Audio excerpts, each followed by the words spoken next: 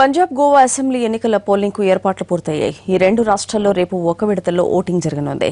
ప్రచార హోరు ముగియడంతో చివరి నిమిషంలో ఓటర్లను ఆకట్టుకునేందుకు పార్టీలు అభ్యర్థులు ప్రయత్నిస్తున్నారు.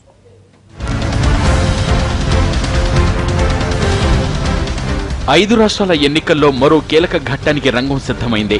కట్టుదిట్టమైన భద్రతా ఏర్పాట్ల మధ్య రేపు పంజాబ్, గోవా అసెంబ్లీ ఎన్నికల పోలింగ్ జరగనుంది.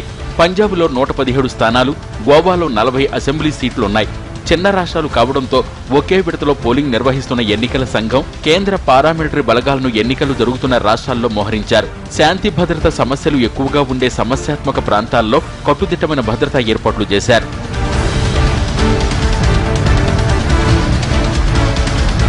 గోవాలో 40 స్థానాలుంటే వివిధ పార్టీల నుంచి 250 మంది అభ్యర్థులు అదృష్టాన్ని పరీక్షించుకుంటున్నారు.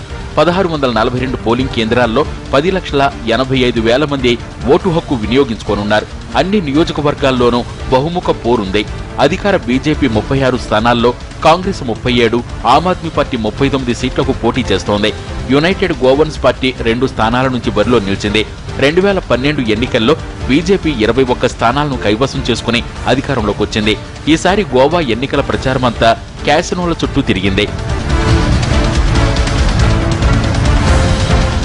ఇక పంజాబ్ ఎన్నికల్లో డ్రగ్స్, రైతుల ఆత్మహత్యలు ప్రధానాంశాలుగా మారాయి. పంజాబ్లో మొత్తం 117 అసెంబ్లీ స్థానాలు ఉన్నాయి. పంజాబ్లో అధికారంలో ఉన్న శిరోమణి అకాలీదళ్ బీజేపీ కూటమికి ఈ ఎన్నికలు కీలకంగా మారాయి. వరుసగా 2 సార్లు అధికారంలో ఉన్న ఈ కూటమికి కాంగ్రెస్, ఆప్ గట్టి పోటీ ఇస్తున్నాయి.